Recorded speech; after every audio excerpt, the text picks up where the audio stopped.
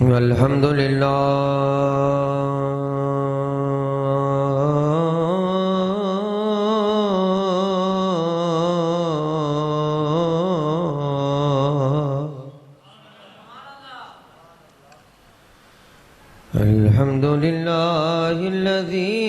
Lump यज़ल आलिमन क़दीरा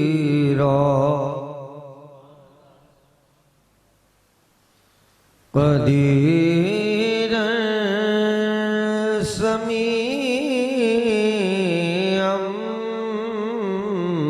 Basira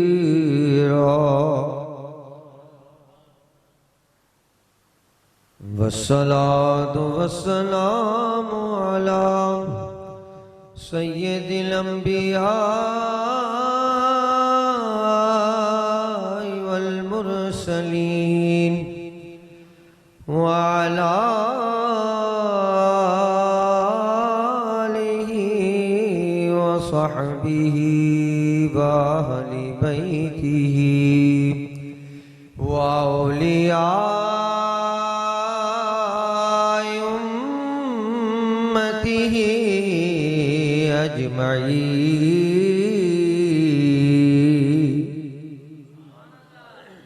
अम्मा बअद फ़अऊज़ु बिल्लाहि मिनश शैतानिर रजीम बिस्मिल्लाहिर रहमानिर रहीम अल्लमका मा लम तकुन तअलम सदक़ल्लाहुल अज़ीम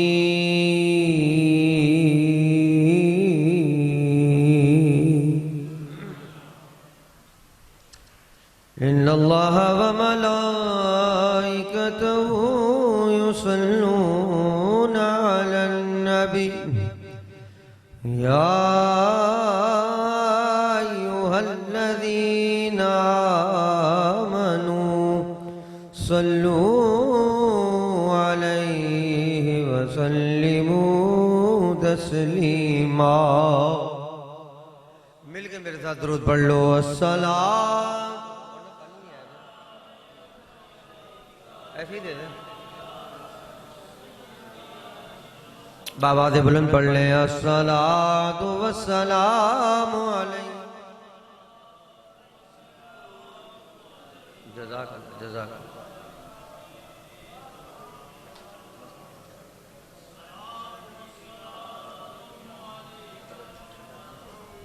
खैर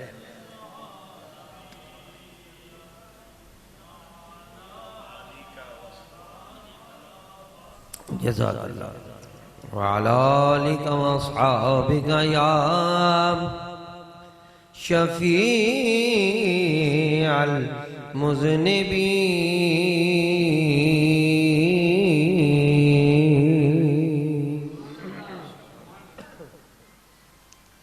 बाद हमदो सलात के आज आप दोस्त अहबाब के पास और आपकी मईयत में पहली मर्तबा जुम्मा अदा करने की आपकी इस मस्जिद में सआदत हासिल हो रही है। हमारे कुछ दोस्त अहबाब थे जो वहाँ से वक्त लेकर आए थे, तो जब उन्होंने वक्त लिया तो उस वक्त हमें नहीं पता था कि हमारे अल्लामा साहब माशाल्लाह इसी मस्जिद में ख़तीब हैं, बड़ी मोहब्बत करते हैं माशाल्लाह और बड़ा मसलक का दीन का काम कर रहे हैं। जैसे कि अभी ये ख़ुद फरमा रहे थे कि छोटा सा कमरा था, आज इसको मस्जिद की शक्ल देकर और एक दोस्त अहबाब और अहले महल्ला की मदद से अल्लाह का एक बड़ा घर बनाने में इन्होंने जो किरदार अदा किया है, अल्लाह ताला इसकी जज़ा इनको भी और अहले महल्ला को भी अता फरमाए। मेरे आका ने फरमाया मन बना लिल्लाहि मस्जिदन बनल्लाहु लहू बैतन फिल जन्ना। इसको तिर्मिज़ी ने रिवायत किया है, हदीस कवी है। आका ने फरमाया रब कहता है कि मेरा घर तुम दुनिया में बनाओ, जन्नत में तुम्हारा मैं घर बनाऊंगा।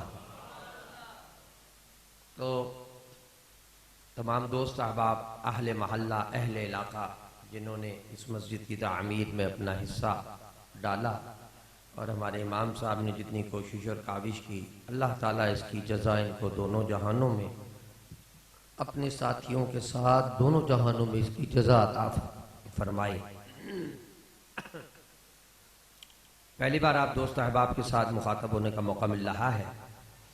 मैं ज़्यादा लंबी चौड़ी गुफ्तगू करने का आदी नहीं हूँ, जैसे हमारे रस्मन मुक़र्रिरीन हजरात होते हैं। मैं टू द पॉइंट एक बात, कोई हदीस, कोई कुरान की आयत अर्ज़ करके पेश करके उससे मुतअल्लिक़ा कुछ बातें आप हजरात की समाअतों की नज़र करूँगा। उम्मीद है कुरान हदीस सुनकर भी लुत्फ़ अंदोज़ होंगे और जो इल्मी बातें हमें पता चलेंगी हम उसको सुनकर इंशाअल्लाह उस पर अमल पैरा भी होंगे। बात को गौर से समाअत फरमाइएगा। मुत्तफ़क़ अलैह हदीस आपको एक सुना रहा हूँ। मुत्तफ़क़ अलैह हदीस उस हदीस को कहा जाता है जिसको बुखारी शरीफ और मुस्लिम शरीफ दोनों किताबों ने जिस हदीस को जिक्र किया हो उस हदीस को मुत्तफ़क़ अलैह कहते हैं। और आपको पता है मुसलमानों की नज़र में, मोमिनीन की नज़र में कुरान मजीद के बाद सबसे ज़्यादा मर्तबा बुखारी और मुस्लिम का है। इसमें आक़ा करीम अलैहिस्सलाम के बिल्कुल सही सही बयानात, हुजूर के सही सही इरशादात जो बिल्कुल सहीह सनद होते हैं, वो तमाम इरशादात इसमें मौजूद हैं इन दोनों किताबों में। तो मैं जो हदीस आपकी समाअतों की नज़र कर रहा हूँ वो बुखारी शरीफ में भी मौजूद है और मिशकातुल मसाबी में भी मौजूद है, तिरमिज़ी में भी मौजूद है, मुस्लिम में भी मौजूद है। इन सारी किताबों में हदीस मौजूद है। हदीस को ज़ौक़ और शौक़ के साथ सुनिए ताकि मुझे सुनाने का मज़ा आ जाए, तुम्हें सुनने का मज़ा आ जाए। सुनोगे ना ज़ौक़ से? हाँ, लुत्फ़ आए तो दिल से कह देना सुभान अल्लाह। वैसे हमारे अल्लामा साहब जहाँ इमाम हो वहाँ माशाल्लाह अवाम पहले ही बाज़ौक़ नज़र आती है। हाँ, कुरान हदीस सुनने का ज़ौक़ माशाल्लाह आप दोस्त अहबाब में नज़र आ रहा है। लो जी अज़ीज़ समाअत फरमाइएगा। अभी मूसा अल-अशअरी इस हदीस के रावी हैं। काल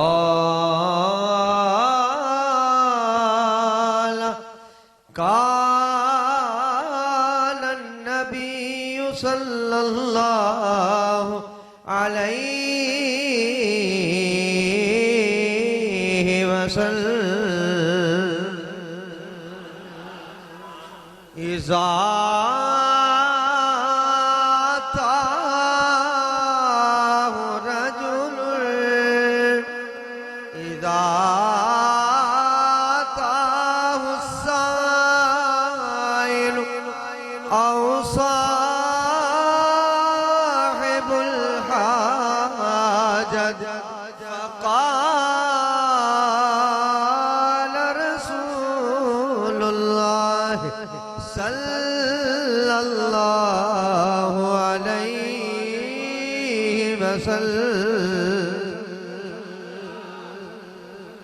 इश्फ़अू वल्तुजरू वयक़दी अल्लाहु अला लिसान रसूलिही मा शाअ।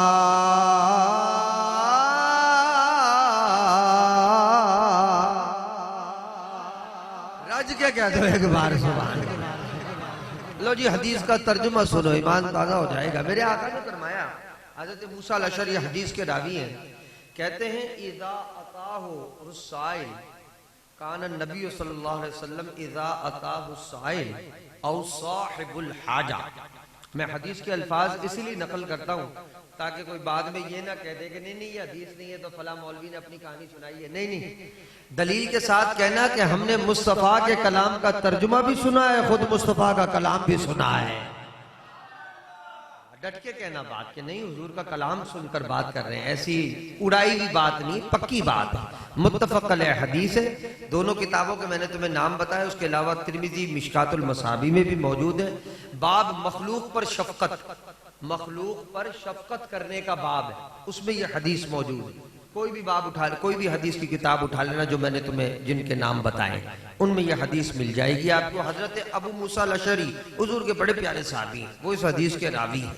वो कहते हैं कि हुजूर का तरीका कार कुछ यूं था, इज़ा काना नबी सल्लल्लाहु अलैहि वसल्लम इज़ा अताहु साइल औ साहिबुल हाजा फ़क़ाल इश्फ़ऊ फ़लतुअजरू। मेरे हबीब के पास जब भी कोई साइल आता, सवाल करने वाला आता, हुजूर की बारगाह में 10 बरदा अपनी मसाइल, अपनी परेशानियां, अपनी हाजात पेश करने के लिए आता। साइल हो, साहिबुल हाजा हो, साहिबुल हाजा का मतलब कोई जरूरतमंद किसी को जरूरत हो किसी चीज की, बारगाह मुस्तफा में हाजिर होता तो अता तो मुस्तफा ने करना होता था, उसकी ख्वाहिश तो मुस्तफा ने पूरी करनी होती थी, उसके सवाल का जवाब, उसका सवाल, उसकी हाजत, उसकी जरूरत पूरा करना तो मुस्तफा का काम होता था।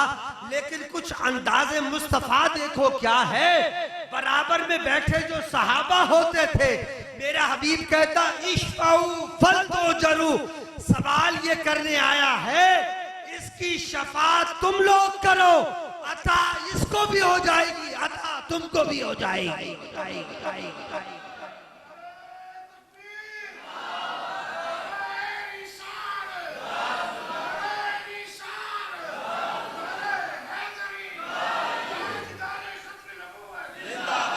फारिग ना बैठो,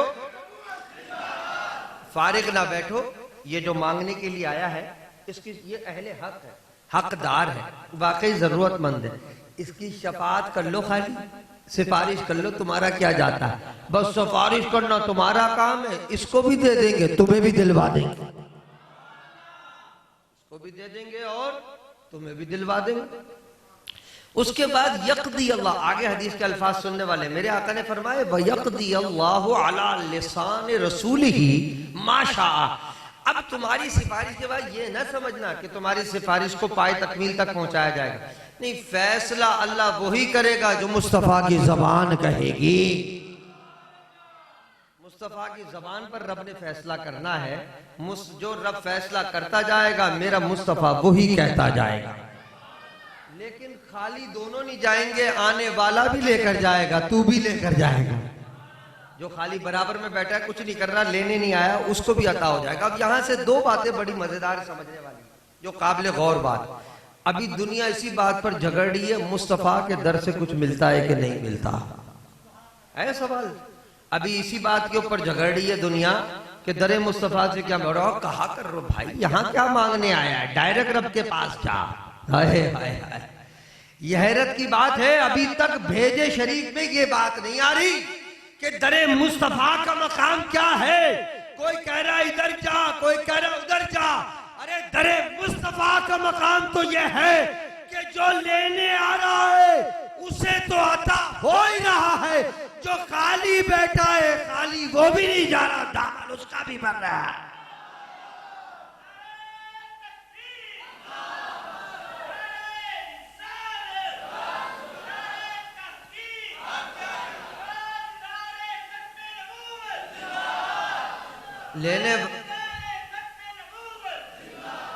लेने वाले तो लेकर जाते ही जाते हैं, लेकिन जो खाली बैठा लेने नहीं आया, बैठा तो बारगाहे मुस्तफा में है ना।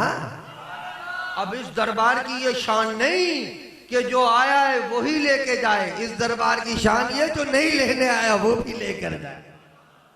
बिन मांगे दिया इतना दिया, दामन में हमारे समाया नहीं, कुर्बान में उनकी बख्शिश में। और ये रहमत ऐसी रहमत है, मफ़हूम समझ लो रहमत का, उसको भी गले से लगाया है, जिसे अपना किसी ने बनाया नहीं, कुर्बान में उनकी बख्शिश पे मकसद भी ज़बां पर आया नहीं, बिन मांग दिया और इतना दिया, दामन में हमारे समाया नहीं, कुर्बान में उनकी बख्शिश। यह है दामन, यह है दरबार मुस्तफा का उसूल। मांगे को तो सब अता करते हैं, मेरा हबीब बिन मांगो को अता करता है। वो तो ऐसी में बैठे थे फ्री फंड में, आने वाला तो कोई और था। मेरे मुस्तफा ने कहा तुम का ही खारी बैठे हो, दामन वो भी भर कर लेकर जाए, दामन तुम भी भर कर लेकर जाए। भाई इतना सा काम करना है क्या या रसूलल्लाह, इश्फाऊ, अहले हक की शफाअत कर लो, उसकी सिफारिश कर दो, उसको तो अता करेंगे करेंगे, तुम्हें भी शफाअत करने के साथ तुम्हें भी अजर दे दिया जाएगा, दामन तुम्हारे भी भर जाएंगे। तो यह है दरबार मुस्तफा का उसूल। अभी दुनिया इसी बात पे झगड़ रही है, मुस्तफा क्या देवे क्या ना देवे। खुलूस से मांगने वाला बन, मेरे हबीब के दर से जब बगैर मांगे लेके जा रहे तो तेरा दामन तो मेरा हबीब भर ही देगा। मांगने वाला तो बन, खुलूस से हुजूर के दरबार में इनके सारी और इज्ज के साथ सवाल तो करने वाली अपने अंदर कैफियत पैदा कर, अपने अंदर ये दम ला, ये खुलूस ला, ये अदा अपना कि बारगाह मुस्तफा में पहुंचना तेरा काम है, फिर अता फरमाना मुस्तफा का। लेकिन वो अदाएं पैदा करके हुजूर के दर पे हाजिर हो जाए। चौधरी बन के पहुंचेगा तो कहाँ अता होगा? अरे नहीं यहाँ से, ये गुमान दिल में रखे जाएगा तो कैसे अता होगा? अरे नहीं यहाँ से कुछ नहीं मिलता। अच्छा जब यही सोच के जा रहा है तो फिर कहाँ मिलना? पहले अकीदे सही करो, पहले अपनी इस्लाह करो, पहले अपनी सोच को पॉजिटिव बनाओ। हुजूर को अल्लाह रब्बुल इज्जत ने कौन मा यकून का इख्तियार अता फरमाया है। मांगना तेरा काम है, आगे ले लेकर देना ये मुस्तफा का काम है। और एक और बात समझ लो, हमारा ये कोई अकीदा नहीं है उल्टी सीधी बात पेश करते हैं, गलत बात पेश करते हैं, उसको फिर अहल सुन्नत की तरफ मंसूब कर देते हैं कि ये अकीदा। ना भाई, हमारा ऐसा कोई अकीदा नहीं। हमारे उलमा, हमारे फुक़हा, हमारे मुफस्सिरीन, मुहद्दिसीन, हमारे मशाइख, हमारे उज़्ज़ाम, उनकी किताबें उठा लो, वो सब पढ़ लो, इंशाअल्लाह कहीं ये बात नहीं मिलेगी जो हमारी तरफ गैर मंसूब करते हैं। क्या कि भाई हुजूर अल्लाह दे ना दे, हुजूर जो है वो दिलवा देंगे। माअज़ल्लाह, ये हमारा अकीदा नहीं है कि हुजूर अल्लाह के बराबर में है। बराबरी का कौन कॉन्सेप्ट करता है? बेवकूफ होगा कोई। हमारा ये मानना है देना सबको रब ने है, बस दिलवाना मुस्तफा को होता है। दिलवाने वाले के पास ही तेरा राब्ता नहीं बनेगा तो रब से कैसे लेगा? ये हमारा अकीदा है। क्यों? हदीस सरी है, ये तो मुत्तफक अलैह हदीस है, इसको तो तमाम बल्कि हदीस मुतवातिर है ये जो मैं अब सुना रहा हूं। मेरे आका ने फरमाया इन्नमा अना कासिमुन वल्लाहु युती,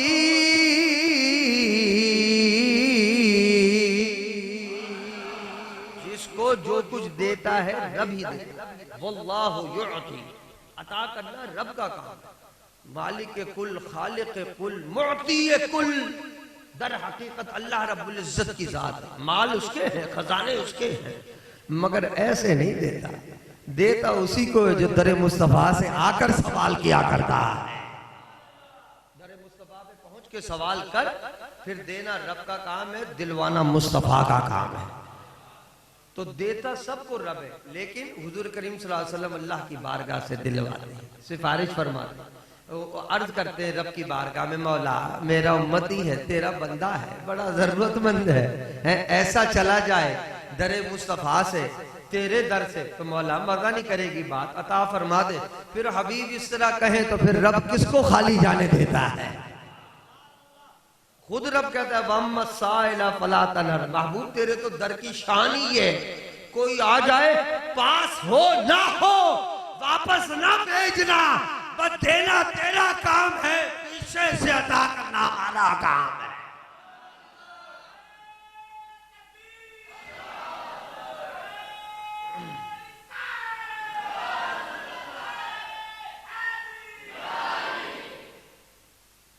मेरा भाई रब का तो खुद उसूल है, रब ने तो खुद मुस्तफा के दर के लिए हुक्म इरशाद फरमाया हुआ है कि महबूब दर पे कोई आए तो खाली जाने नहीं देना है। अब रब का भी यही हुक्म कि मेरे बंदे खाली ना जाए, महबूब तेरे दर से भर कर जाए। महबूब की भी यही चाहत कि मेरा उम्मती कोई खाली ना जाए, वो भी देने पर आमादा, वो भी देने पर आमादा, फिर भी ना लेकर जाए तो कसूर मांगने वाले का है। मांगने का तर्ज, तरीका, अदब, आदाब, शरीयत, तरीकत, ये सब आना चाहिए, फिर इंशाअल्लाह इन दरों से खाली नहीं दामन भरकर ही लेकर जाए। रब्बी करीम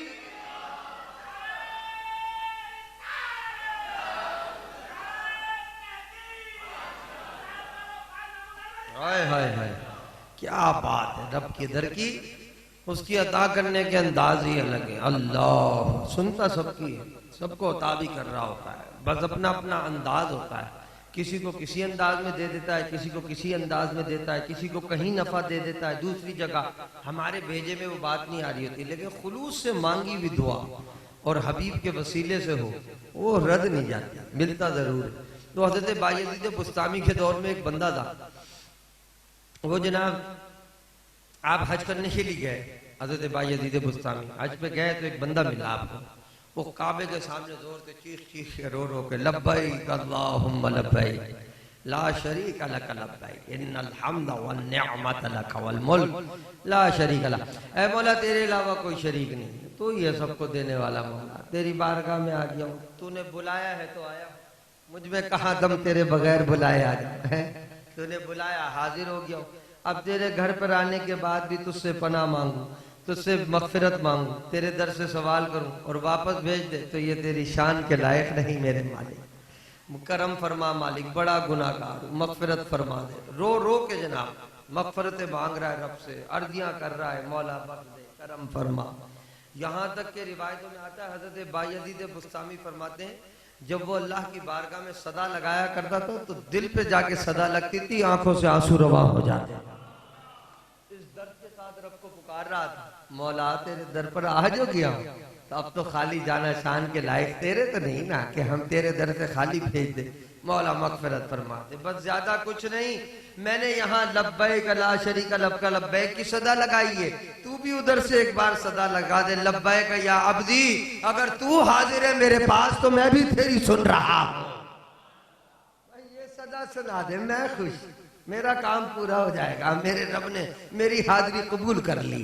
रोए जा रहा और ये कहे जा रहा। हजरत बायजीद बुस्तामी रो पड़े उसकी सदा सुन। खैर जनाब हज गुजर गया, अब अपनी अपनी जगह पर। हजरत बायजीद उसके बाद उसे ढूंढते रहे, वो मिला नहीं, बंदा था कोई दरवेश आदमी, फिर कहाँ मिलता। खैर अगले साल फिर इत्तेफाक हुआ, हजरत बायजीद फिर तशरीफ लाए हज पर, फिर उस बंदे को देखा 9-10 दिलहज्जा को। हाय हाय, ये वो अय्याम होते हैं जिसमें हदीस में आता है, इसमें दुआ करना तुम्हारा काम है, कबूल फरमाना रब्बे दो जहां का। बड़े मुतबर्रिक दुआएं, हमने तो इनको खेल कूद बनाया हुआ है, बहुत मुतबर्रिक दुआएं अय्याम है ये, इनमें दुआएं मांगो अल्लाह ताला रद्द नहीं फरमाता। फिर जनाब खड़े होके वहीं पे सदाएं लगा रहा है और रो पीट रहा है, मौला बड़ी मुश्किलों से तेरे बुलाने पे आ गया, तेरा करम हुआ तो आया, नहीं तो आने कहाँ आज का दौर में। और आज तो और भी मुश्किल हो गया मेरा भाई, 10-15 लाख का तो हज ही होता है हमारी हुकूमतों ने यहाँ तक पहुंचा दिया, हमें हज करना, इबादत करना तक मुश्किल हो गया, अल्लाह खैर करे। खैर उस जमाने में तो इतने खर्चे खुर्चे नहीं थे, लेकिन फिर भी सवारियां सबूरियां नहीं थी, बड़े लोग मुश्किलों से पैदल सफर करके पहुंचते थे। मौला तूने करम किया, बुला लिया, आ गया हूँ, अब सवाल कर रहा हूँ तो खाली तो न भेजना। मौला मेरी यहाँ से लब्बैक की सदा लगे तो बस एक बार तू भी लब्बैक की सदा सुना दे, तू भी कबूलियत की बस इशारा कर दे कि हाँ हाँ कबूल हो गया तेरा, आ गया तू। मौला इतनी मुश्किलों से आया को रहम फरमा, मगफिरत करो। बड़ा रोए कि मौला बड़ा गुनाहगार हूँ, पता है मुझे, हम मेरी वजह से पता नहीं औरों के भी हज खराब ना हो जाए, आए हाय, लेकिन आज हो गया हूँ अब तेरे पास, तो अब तो खाली ना भेजेगा। अब रोता जा रहा है, सदाएं करता जा रहा है। हजरत बायजीद बुस्तामी उसके दुआएं सुन के रोते रहते थे कि यार इसका अदाई, इसका अंदाज ही अलग है मांगने का, इसका मांगने का अंदाज ही अलग है। खैर जनाब फिर हज का दिन गुजरा के फिर वो जनाब गायब, वो फिर ढूंढता रह गया। हजरत बायजीद बंदा कौन है यार, मिलता नहीं है। ये उसके बाद मिले तो इससे बैठूं बात करूं, भाई क्या ऐसा तूने गुनाह कर दिया जो अपनी मगफिरत मांग रहा है, रब से इतना कुर्ब मांग रहा है। तो तो आखिर क्या बात हो गई है? फिर जनाब मिलता ही नहीं था बाद में जब हज खत्म हो जाता। खैर जनाब इत्तेफाक से तीसरे हज पे फिर मुलाकात हो गई। तीसरे हज पे आप फिर आए तो वो उसी तरह मक्के के सामने खड़े होकर रब से बातें कर रहा, दुनिया से बेनियाज। कोई तवाफ कर रहा है, कोई इधर जा रहा है, कोई इधर जा रहा है, वो रब से सदाएं लगा लगा के मौला लब्बैक या ये लब्बैक ला शरीक लक लब्बैक आए है। मौला बंदा आ गया है तेरा मांगने के लिए, रो रहा है, पीट रहा है, मौला मगफिरत फरमा दे, एक बार कबूलियत की बस इशारा कर दे, वरना मौला हर साल आता रहूंगा, यूं ही तेरे दर पे सवाल करता रहूंगा, जाऊंगा नहीं मौला। अब अता करना तेरा काम है, आना मेरा काम है। सदाएं लगाए जा रहा है, रोए जा रहा है। हजरत बायजीद बुस्तामी तड़प उठे, आखिर रब की बारगाह में सवाल किया, मौला जिस दर्द से ये सवाल कर रहा है, दिल फटा जा रहा है, आखिर बात क्या है? इसको कबूल क्यों नहीं फरमाता? इसको एक सदा लब्बैक की सुन, मकबूलियत और कबूलियत का दर्जा अता फरमा दे। क्यों, क्या नाराजगी है? इतने दर्द से जो पुकार रहा है, रब की सदा बायजीद तक पहुंची। बायजीद जानता है ये कौन है? कहा नहीं मौला, कहा ये वो है जिसके सदके से तुम सबके हज कबूल कर रहा।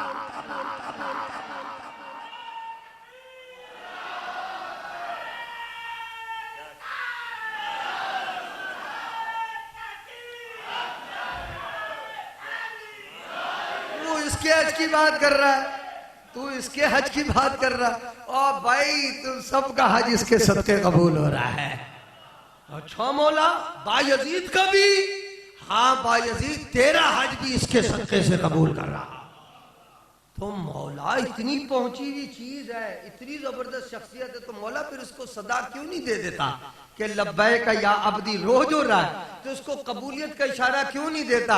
रब ने कहा बायजीद इसका मांगने का अंदाज ही बड़ा पसंद आता है, इसकी सदा सुनने के लिए हम खामोश बैठे हैं, हम खामोश बैठे हैं। सदाएं लगा, जिस दिन मैंने लब्बैक कह दिया अगले दिन गायब हो जाएगा, तो इसलिए इसकी लब्बैक सुनने के लिए खामोश बैठे। इसका मांगना बड़ा दिल को लुभा रहा है, उसकी अदा बड़ी प्यारी है, ये पसंद आई हुई।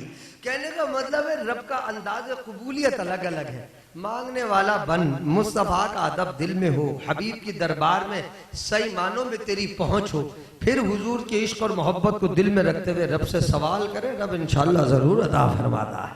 लेकिन वो दर्जा तो पैदा कर अपने अंदर। अब उलमा की, अंबिया के बारे में नेगेटिव अकायद हो, सहाबा की शान में सही हो ना हो। अब बताओ, हुजूर के पास रहने वाले हजरत अबू बकर और उमर, जिनको हुजूर ने सारी जिंदगी कहा लहू वजीराने, सब तमाम लोगों के दो वजीर होते हैं, मेरे भी दो वजीर हैं, एक अबू बकर है, एक उमर है।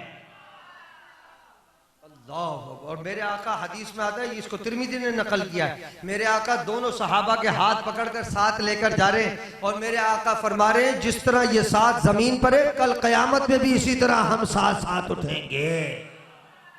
बाबा ऐसे सहाबा हुजूर के चाहने वाले, उनकी मोहब्बत दिल में हो, उनका अदब दिल में हो, हुजूर का फरमान, हुजूर का अदब दिल में हो, सहाबा के आदाब दिल में हो, सबकी इत्तिबा हो, रब की इबादत हो दिल के अंदर, और फिर सवाल हो, तो फिर सवाल रद्द होता नहीं, यहाँ भी कबूल होता है, वहां भी कबूल हो जाता है।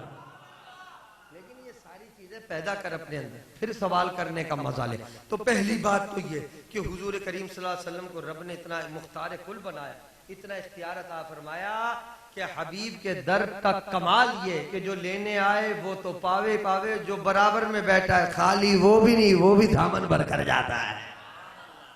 पहली बात समझ आ गई ना? जिस जिसको आई रज के कह दो सुभान अल्लाह, अल्हम्दुलिल्लाह, सबको समझ। अब अगली बात सुनो, बड़ी मजेदार बात अर्ज कर रहा हूँ। दूसरी बात, मेरे हुजूर ने जो इसमें इशारा फरमाया इस हदीस के जरिए, वो हुकूकुल इबाद की तरफ इशारा फरमाया, जिनमें आजकल हम हो गए ढीले।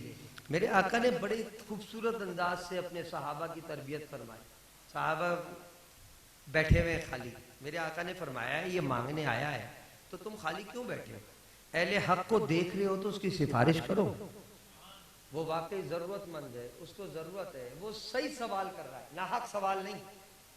एक तो हुजूर के दर पे पहली बात तो ये कोई नाहक सवाल करने नहीं आता था, उसे पता था वो कोई ये नहीं कहेगा हुजूर दुआ करो फला के घर चोरी करने जा रहा हूँ कामयाब हो जाऊं, ऐसा कोई सवाल है नहीं करने आएगा, सही है ना? या मिसाल तौर पे हुजूर फला को रिश्वत देनी, दुआ करना, ज्यादा थप्पड़ ना मारे आगे से रिश्वत कबूल कर ले, ये वाली दुआएं नहीं। या हुजूर शराब पीने का मूड हो रहा है, दुआ करो एक दो बोतली मिल जाए शराब की, हैं? ऐसी दुआएं मुस्तफा के दर पे होती नहीं थी। गैर शरई दुआ नहीं, गलत बात नहीं। या हुजूर फला को भगा के लेना चाह रहा हूं मैं, दुआ करो बस वो मेरे साथ दौड़ जाए। अरे मेरे भाई, हराम काम की दुआ नहीं होती, हराम काम की दुआ नहीं होती। तो हुजूर के दर पे पहली तो बात ये, ऐसी कोई दुआ मांगा नहीं करता था। उसे पता था जिस जात मोहम्मद ने सारी जिंदगी शरीयत सिखाई है, वो गैर शरई बात में कैसे मेरी दुआ करेंगे, बल्कि उल्टा डांटेंगे और पकड़ भी करेंगे। तो पहली बात तो ये, मुस्तफा के दर पे वाकई साहिबुल हाजा, सही के जरूरतमंद, सही का साइल, हक मांगने वाला, जिसकी वाकई जरूरत है, हक है, जायज है, वो बारगाह मुस्तफा में आया करता था, नाजायज कोई नहीं। और मेरे हबीब के दर पे जब वो आता था तो मेरे हबीब सहाबा को दर्स दे रहे, इश्फाउ फलतुजरू, और मेरे भाई तुम क्यों खामोश बैठे हो, इसकी सिफारिश करो, सपोर्ट करो, हक बंदे की सपोर्ट करो। आज हमारी तबाही की वजूहात ये, हम ऐसे की सपोर्ट कर रहे होते हैं जहां से कुछ पैसा मिल जाए, भले नाजायज हो भले हक। कोर्ट क्यों भरे पड़े? पाकिस्तान माशाल्लाह से, वह माशाल्लाह क्या इन्नल्लाह कहना चाहिए, पाकिस्तान 159 ममालिक में 153वें नंबर पर है फैसला देने के अंदर, और किसी को हक दिलवाने के अंदर हमारी कोर्टें, हमारी अदालतें। क्यों? उसमें हमारे खैर जजेस और वकला, उनके तो हालात ढीले हैं ही, वो तो सारे के सारे बैठे खा पी के उल्टे सीधे फैसले करते ही करते। दूसरा गुना, ये जो किराए के गवाह हैं, ये भी किराए के जो गवाह मिल जाते हैं, कुछ पैसा दिया है, मेरी तरफ से गवाही दे दी यार, ये पैसा पूसा ले जाए, गलत बंदे की सिफारिश, गलत बंदे की पीछे से सपोर्ट क्यों कर रहे हो? कल इस बात पे पकड़ो। और अगर हक बंदे की सपोर्ट पे खड़े तो उल्टा फंस जाते हैं बंदे, उसके दुश्मन हो जाते। तूने इसकी क्यों सिफारिश की, क्यों तूने इसकी गवाही दी, वो बेचारा वो भी फंस जाता है जो बेचारा सच है। अभी वो कल परसों में अखबार में पढ़ रहा ना, वहां पे सिंध में किसी गांव में, सारे पूरे पाकिस्तान में ये जुल्म है, वहां तो और भी ज्यादा, अंदरूनी पंजाब, अंदरूनी सिंध ज्यादा ही जुल्म है, जहां पर जहालत ज्यादा, ये बडेरे शडेरे, ये वो बेचारे किसी, इन्हें अपने बाप भाई के कत्ल के लिए दो औरतों ने मुकदमा लड़ने की कोशिश की, तो मुकदमा क्या लड़ना था, दो मुकदमा शुरू ही नहीं हुआ कि उन दोनों को भी मौत के घाट उतार दी। वो अपने भाई के कत्ल के लिए कि चौधरियों ने मार दिया है, इन बडेरों ने मार दिया है, उनमें हिम्मत हुई होगी, वैसे तो किसी में हिम्मत होती नहीं। वो बेचारी एक बेवा और एक उसकी बेटी, वो दौड़ रहे हैं जनाब, जा रहे हैं कोर्टों में, कोर्ट क्या करेगी, क्या फैसले करेगी, उनको भी लुढ़का दिया, लो जी केस ही बंद हो गया, कर लो अब क्या करना। तो फिर तो बेटा जी अजाब आना है ना, फिर तो बारिशें भी गायब होंगी, फिर तो रिस्क भी महंगा होगा, फिर तो महंगाइयां भी होंगी, फिर तो अल्लाह का अजाब मुख्तलिफ अंदाजों में, मुख्तलिफ अदाओं में, मुख्तलिफ बीमारियों में, मुख्तलिफ तरीकों से नाजिल होगा। मेरे हबीब ने इस हदीस में यह भी इशारा कर दिया कि अगर मोमिन है, मेरे मानने वाला है, मेरा कलमा पढ़ने वाला है, तो याद रख तेरी शान ये है कि अहले हक की सिफारिश कर, और जो हक नहीं है उसकी मुखालफत करके महबूब मुस्तफा का गुलाम बन जा, हुजूर के सच्चा गुलाम होने का सबूत दे। ये नहीं चंद टकों की खातिर अपना ईमान बेचे ना, जो अहले हक है, जो वाकई जरूरतमंद है, इश्फाऊ, उसकी सिफारिश तुम करोगे, रब तुम्हें उस सिफारिश पर अजर अता फरमाएगा। और जो अहले हक नहीं, जो जरूरतमंद नहीं, उसकी तू सिफारिश कर, उसकी तो रब पकड़ करेगा ही करेगा, तू भी साथ जहन्नम में जाएगा कि तूने चंद टकों की एवज अपने आप को बेच दिया, अपने जमीर को बेच दिया, झूठी बातें कर दी, झूठी सिफारिशें की, झूठी आगे जाके गवाहियां दे के आ रहा है ना, ये हमारी शान के लायक नहीं, मोमिन की शान के लायक नहीं, मेरे मुस्तफा के दरस के लायक नहीं।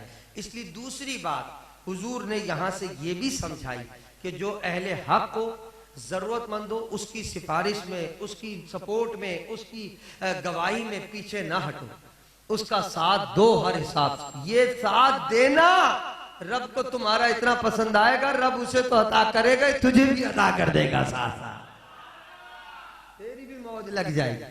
तो ये एक दर्ज बड़ा काम का है जो हमारे यहाँ आज आम है। तो कोई बात नहीं यार, कुछ पैसे ही तो मिल रहे हैं, झूठ बोला। अरे मेरे भाई क्या झूठ का अजाब ले रहे हैं आपने, क्यों गुनाह अपने सर ले रहा है, और उस गरीब का केस खराब कर रहा है जो हक पर है। वो बेचारा सारी जिंदगी, एक तो हमारी वैसी कोटें डुल्ले वो ही नहीं देती जनाब कोई सही फैसले, जैसे कि मैं अर्ज कर रहा हूँ, चाहे वकला हो, चाहे हमारे जजेस हो, ठंडे पड़े। थोड़े बहुत पढ़ा, उसके बाद वो अगली तारीख दे के गायब। और बेचारे अभी कल परसों एक अखबार में आया, वो मैं पढ़ रहा था, उसका व्हाट्सएप पे बहुत चला मैसेज चले, भाई 72 साल बाद जिस बंदे को हक मिला है, कमाल ये हुआ कि वो बंदा ही मर चुका था।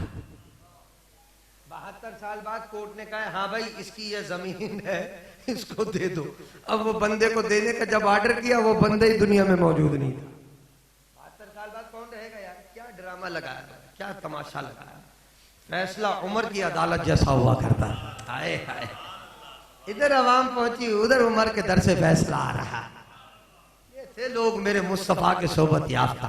फिर निजाम उमर था भी ऐसा कि आज कई 100 साल के बाद भी अंग्रेज कांपता है, कहता है खुदा की कसम अगर मुसलमानों में एक उमर और पैदा हो जाता, पूरी दुनिया में इस्लाम नाफिज हो जाना।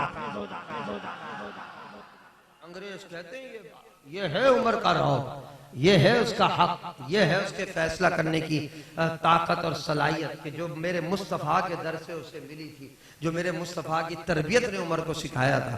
बाबा ये चीज़ पैदा करो। हुक्मरान को हुक्मरान बनने का शौक है, आज अपने नारे लगवाने का शौक है, अपनी अजमतें और अपनी क्या कहते हैं बड़ाइयाँ बयान करने का शौक है। मैंने ये कर दिया, वो कर दिया। क्या कर दिया यार?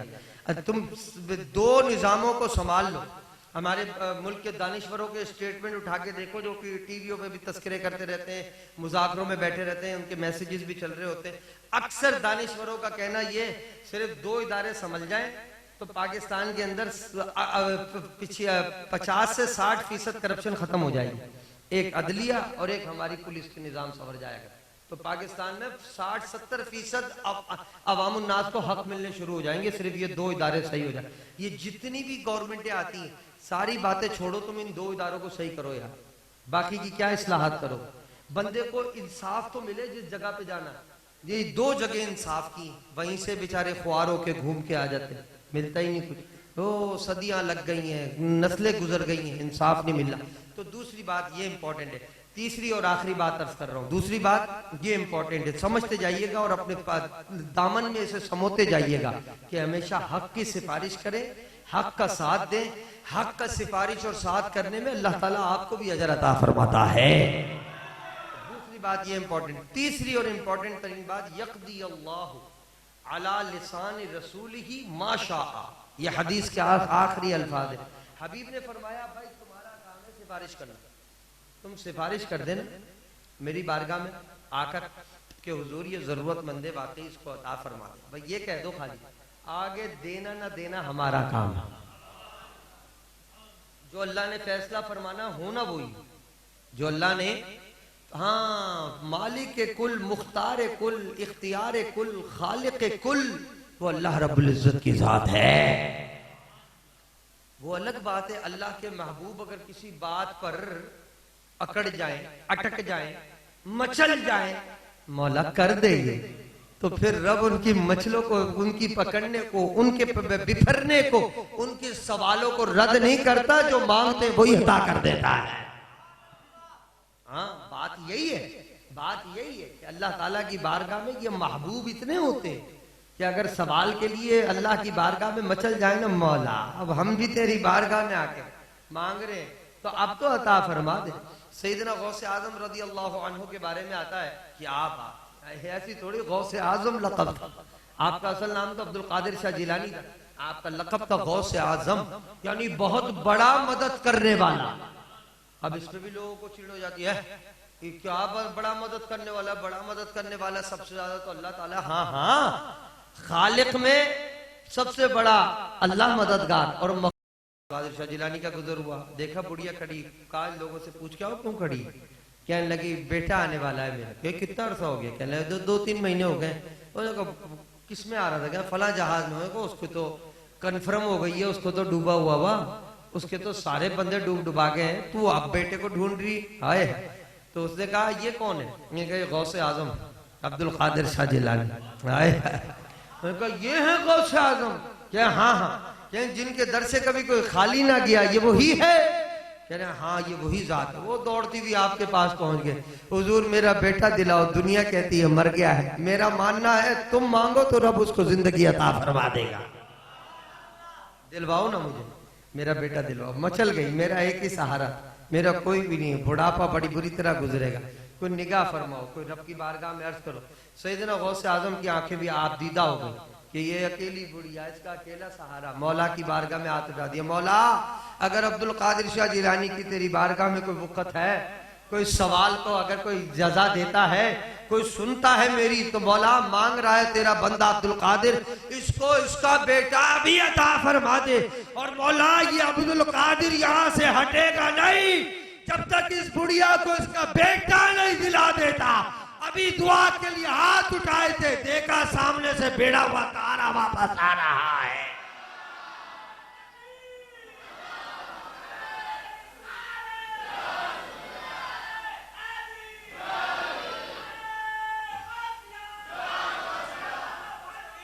तो इसमें भी कोई शक नहीं, इसमें भी कोई शक नहीं कि औलिया को रब ने, अंबिया को यह मकाम अता फरमाया। किसी बात पे मचल जाए तो रब की बारगाह में वाकई इतना मकाम है कि रब इनके फिर नाज नखरे देखता है कि सारी जिंदगी तो मेरे लिए दौड़ते फिरे, दुनिया से वमाफिया से ला ताल्लुक हो गए।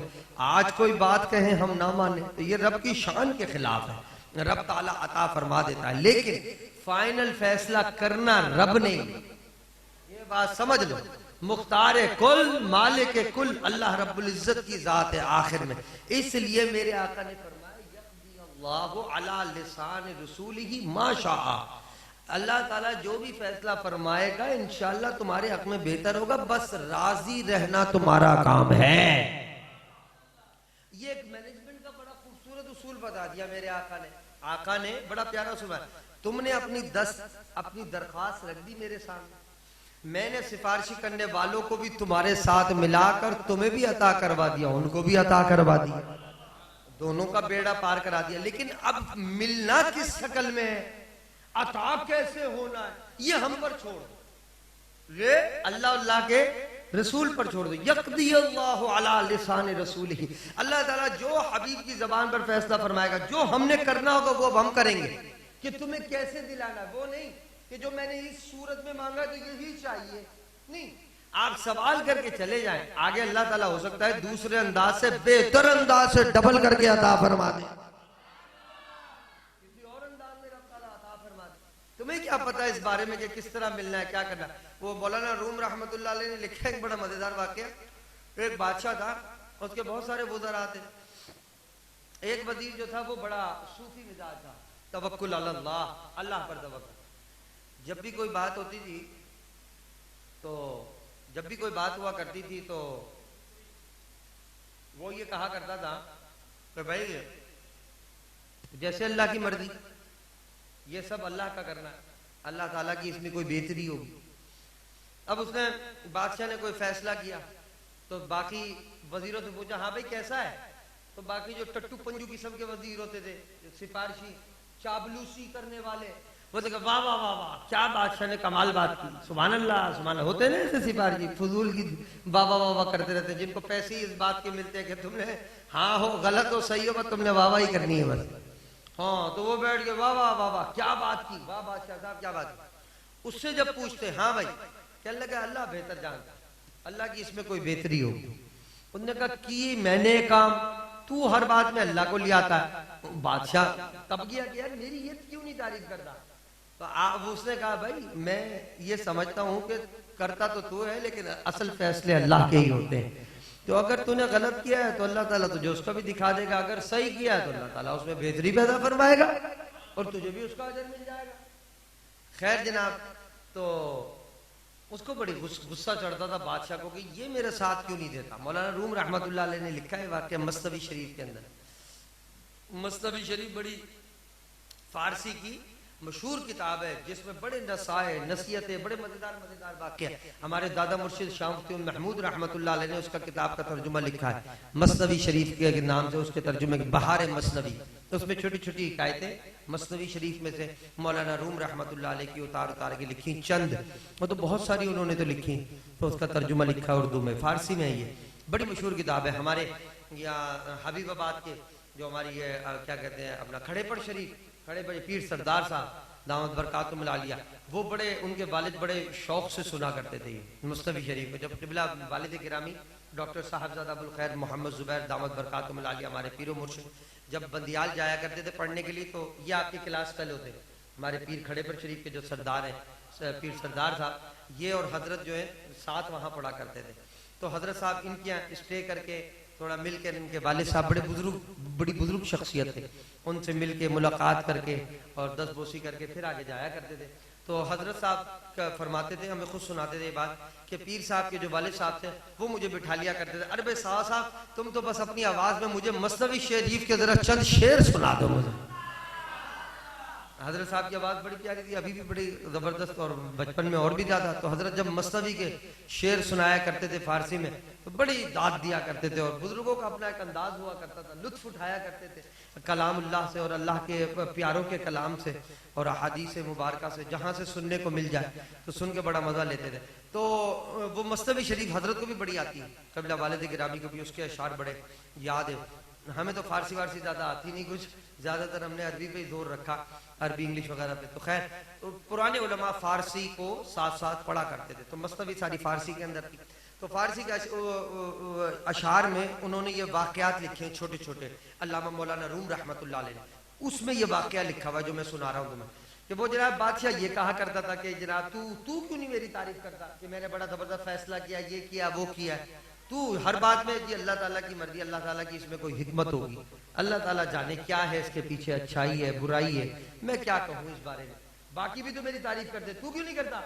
तो जनाब खैर वो चुप रहते थे, वो कहता बादशाह क्या इसको जवाब दूंगा, चुप रहता था। एक मरतबा इत्तेफाक से हुआ ये कि बादशाह सलामत की उंगली कट गई, कुछ सेब वेब काट रहा था, क्या कर रहा था, खाते हुए हल्की सी उंगली कट गई, उंगली कट गई, उनका बड़ा खून निकला, और सब लोगों ने कहा वो ये तो बड़ा गलत हो गया, ये तो बड़ा मसला हो गया, ये तो ये हो गया, ये तो बड़ा बादशाह को तकलीफ हो गई। वो चुप बैठा हुआ, बादशाह ने देखा यार सारे मेरे गम में शरीक हो रहे हैं, इतना बड़ा मुझे सदमा पहुंच गया, सारे ये जितने भी सिपाही टट्टू हैं ये सारे रोना पीटना मचा रहे, इसको कोई दुख नहीं हो रहा।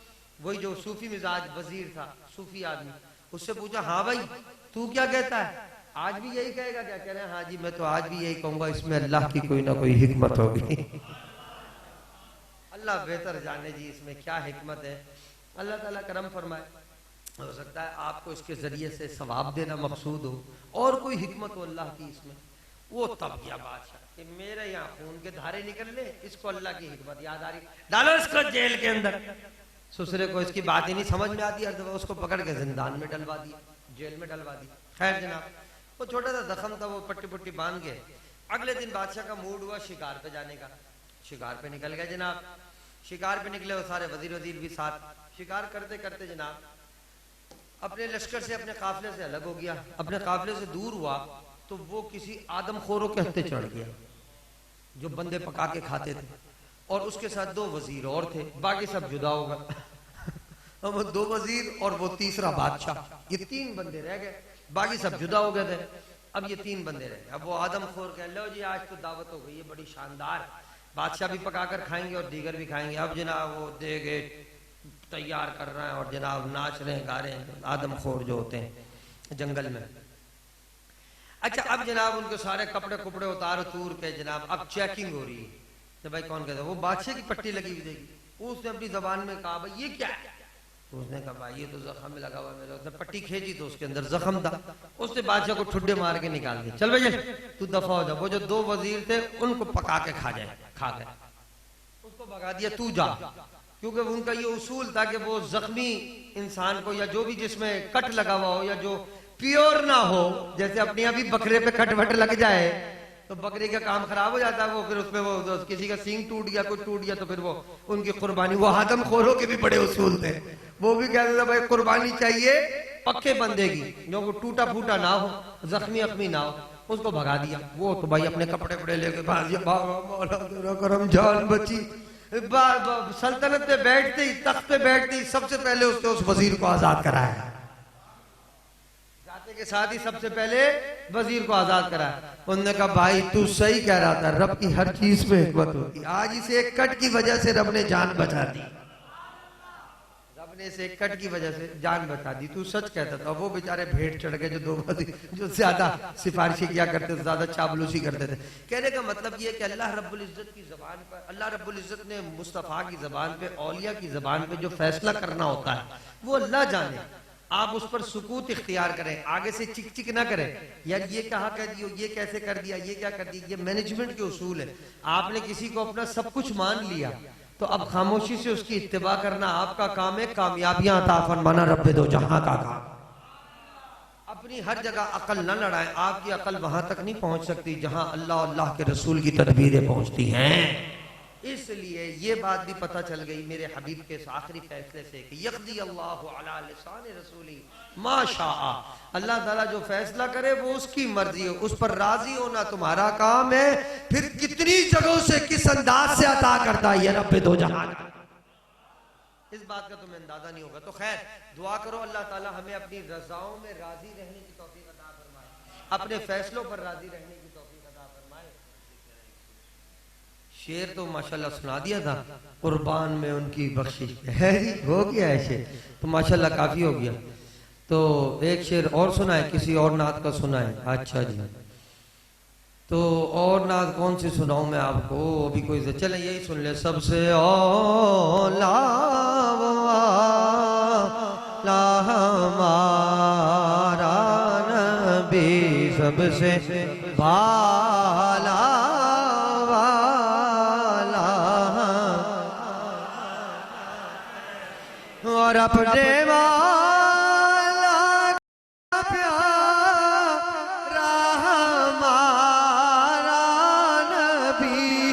अपने मौला का प्यारा हमारा नबी, दोनों आलम का दूल्हा,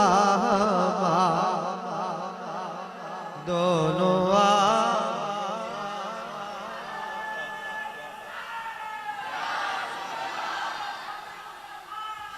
क्या खबर कितने तारे खिले छुप गए, पर न डूबे न डूबा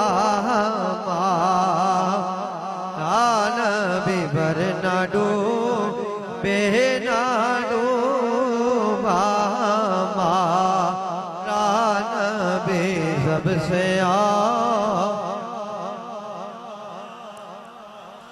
गमज़दों को रज़ा मुझे दिए के है, बेकसों का सहारा, बेकसों का सहारा, मारा नबी बेकसों का सहारा, नबी सबसे औला हमारा नबी, सबसे बाला